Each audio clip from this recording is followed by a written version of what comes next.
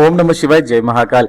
एकादशी का पावन दिन आ चुका है और एकादशी के दिन जो भी ये 5 उपाय कर लेता है, यकीन मानिए उसकी सारी इच्छाएं पूरी हो जाती है। आपकी जो अलग अलग इस वीडियो में आपको बताने वाले हैं 5 उपाय, पूज्य गुरु जी की कथा से ही सुन करके बहुत अच्छे से आपको समझाऊंगा। परंतु उससे पहले जल्दी से वीडियो को लाइक कर दीजिए, चैनल को सब्सक्राइब जरूर कीजिएगा। देखिए, पहला उपाय होगा आपके बीमारी दूर का उपाय। दूसरा उपाय जो बताएंगे वो है मनोकामना पूर्ति का। तीसरा उपाय जो गुरुदेव ने बताया वो है धन प्राप्ति का। और चौथा उपाय, अगर पति पत्नी के बीच में बहुत ही ज्यादा कलेश होता है तो उसके लिए क्या उपाय करें कि उनके बीच में प्रेम बढ़ा रहे। तो ध्यान से देखिएगा पूरे के पूरे वीडियो को अंत तक। सबसे पहला करते हैं पहले उपाय, जो बीमारी दूर का उपाय है। उसके लिए आपको करना क्या है, ध्यान से देखिएगा। आपको जो चित्र में दिखाई दे रहा है ना, आप अलग से सोचेंगे कि ये है क्या, तो बता दूं, ये शमी वृक्ष का फूल है। ये देखिए, आपको साइड में पत्तियां भी दिख रही होगी। शमी वृक्ष का ये इस तरीके का फूल है और ये जो समय चल रहा है अभी, शमी वृक्ष पर फूल आ रहे होंगे, तो आप इनको जल्दी से ले लीजिएगा, क्योंकि महादेव जी के मंदिर के बाहर भी ये आपको मिल जाएंगे। हर कोई इनको चढ़ाता है। तो आपको एक फूल चाहिए और साथ ही साथ चाहिए आपको एक लोटा, तांबे का लोटा, जिसके अंदर आप अपने घर का शुद्ध जल भर लेंगे। ठीक है, आप इन दोनों को लेकर के महादेव जी के मंदिर पर चले जाइए। अब महादेव जी के मंदिर पे शिवलिंग के पास जैसे ही आप पहुंचेंगे तो श्री शिवाय नमस्तुभ्यम का जाप करते हुए आपको एक लोटा जल चढ़ा देना है महादेव जी की शिवलिंग पर। ठीक है, इतना कर देंगे आप। उसके बाद में क्या कर देना है कि ये जो फूल लिया था आपने, उस फूल को भी आप महादेव जी की जो ये शिवलिंग के ऊपर की तरफ में यहां पर आपको समर्पित करना है और वहां पर टिका देना है ऊपर। यहां नीचे कटी भाग वगैरह में कहीं नहीं रखना है, ऊपर की तरफ में रखना है। किस नाम से, ध्यान दीजिएगा, नीलकंठेश्वर महादेव जी के नाम से। ओके, नीलकंठेश्वर महादेव जी के नाम से ये आपको समर्पित कर देना है। इतना समर्पित करने के बाद में फिर से वापस एक लोटा जल लीजिए और एक लोटे जल को श्री शिवाय नमस्तुभ्यम का जाप करते हुए यहां से छोड़ दीजिए, अर्पित कर दीजिए। जब वो जल बहता हुआ इधर से नीचे की तरफ में आएगा, ठीक है, तो इसे रोक लीजिए। यहां पर उसी लोटे से आप क्या कर लीजिए, इसमें थोड़ा सा जल ले लीजिए। फिर इस जल को ले जाने के बाद जैसे ही आप घर पर जाएंगे तो जो भी व्यक्ति आपका घर पर बीमार है ना, या फिर उसकी जो बीमारी की समस्या है, चाहे चर्म रोग हो, चाहे किसी भी तरीके की समस्या क्यों ना हो, उनको ले जा करके प्रदोष काल के वक्त, ध्यान दीजिएगा, ये वाला उपाय जो है प्रदोष काल के वक्त करना है। और घर जाने के बाद में जो भी बीमार व्यक्ति है उसको जो भी बाल्टी होगी उनके नहाने की, उसमें इसकी 4-5 बूंद डाल करके, थोड़ा सा पानी डाल करके उनको नहला दें। अगर वो नहलाने की कंडीशन में नहीं है तो आप क्या कीजिए, उनके पूरे के पूरे शरीर को इस वाले पानी से पोंछ दें। बस आपको ये करना है, कुछ ही दिनों में आपको उसका असर दिखाई देने लगेगा, उनका जो स्वास्थ्य है वो ठीक होने लगेगा। ये तो हो गया पहला उपाय।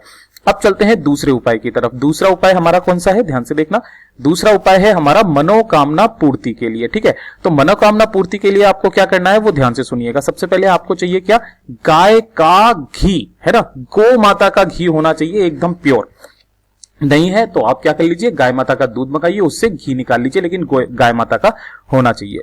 ठीक है, अब उसके बाद में एक तांबे का लोटा लेकर के इसमें घर का शुद्ध जल भर लीजिए और इसे लेकर के चले जाइए आप कहां पर, महादेव जी के मंदिर शिवालय में। ठीक है, शिवलिंग के पास जैसे ही आप पहुंचेंगे तो सबसे पहले तो आपको जो भी पूजा पत्री करनी है, अगर आप और भी सामान लेकर के आए हैं, चढ़ा दीजिए। इनका अच्छे से अभिषेक वगैरह जो भी करना है कर दीजिए, है ना। अब गाय के घी को आपको क्या करना है, देखिए ध्यान से, मैं आपको बताता हूं। आपका जो हाथ है ना, आपका हाथ कुछ इस तरीके से होती है, 5 उंगलियां हमारी। ठीक है, तो ये जो बीच वाली 3 उंगलियां हैं, ठीक है, बीच वाली 3 उंगलियां, इन 3 उंगलियों से ये वाला जो शिवलिंग का कटी भाग होता है ना, माता का हस्तकमल, यहां पर आपको घी में डुबोकर अच्छे से, है ना, और यहां पर मल देना है, इन 3 उंगलियों से मल देना है। ठीक है, ये वाला उपाय आपको करना है सुबह के वक्त। कब, एकादशी के दिन सुबह के वक्त ये वाला उपाय करना है। ठीक है, मलते मलते आप किसका मन में धारण करोगे, नीलकंठेश्वर महादेव जी का मन में स्मरण करते रहोगे और आपकी जो भी मनोकामना है आप इनसे कह दीजिए, जो भी आपकी मनोकामना है। ठीक है, और उसको करने के बाद में आप इन 3 उंगलियों को अपने मस्तक पर लगा लीजिए। बस आपको इतना छोटा सा उपाय करना है और जाते जाते फिर से वापस एक लोटा जल जो है वो यहां पर आप इस पर समर्पित कर दें।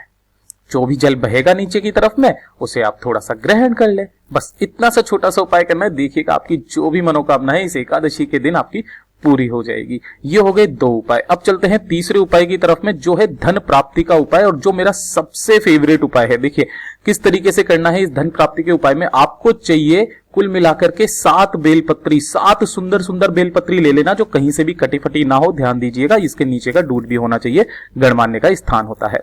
साथ ही साथ आपको चाहिए एक तांबे का लोटा, है ना। तांबे के लोटे के अंदर इन 7 बेलपत्रियों को डाल करके और इसके अंदर घर का शुद्ध जल भर करके और इसे अपने दाहिने हाथ से ढक करके आप चले जाइए शिवालय में, शिव मंदिर के पास में।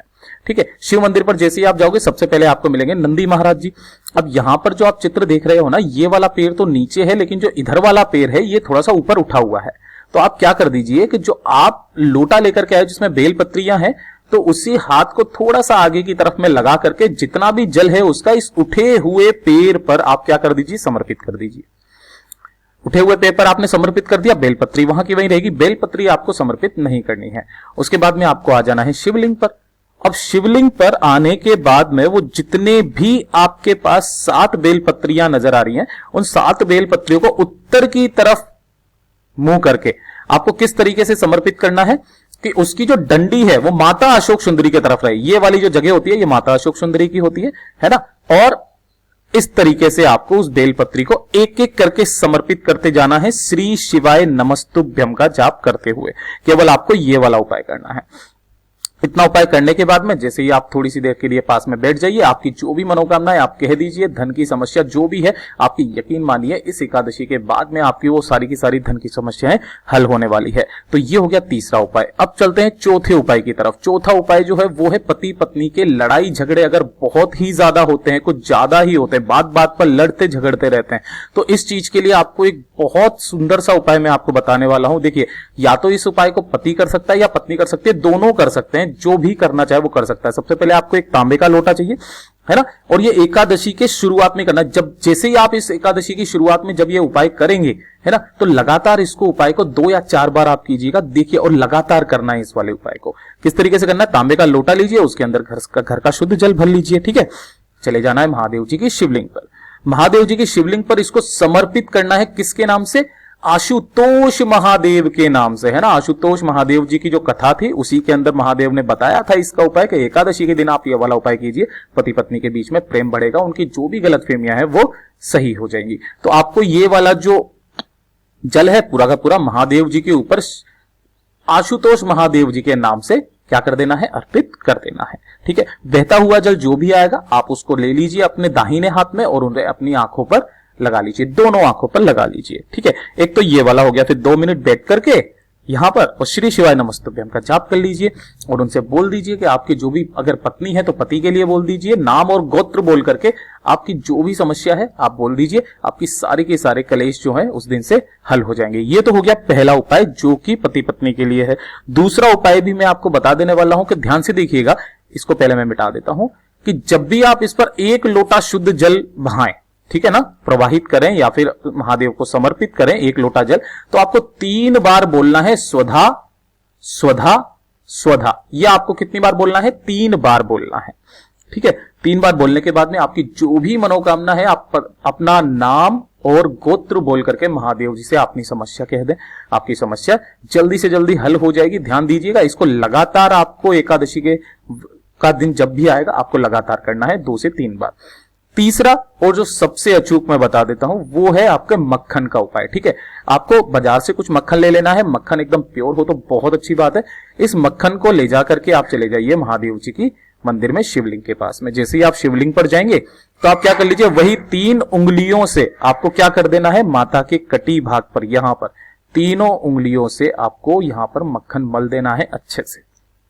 ठीक है ना, और माता अशोक सुंदरी पर 1 लोटा जल जो है वो श्री शिवाय नमस्तुभ्यम का जाप करते हुए चढ़ा देना है।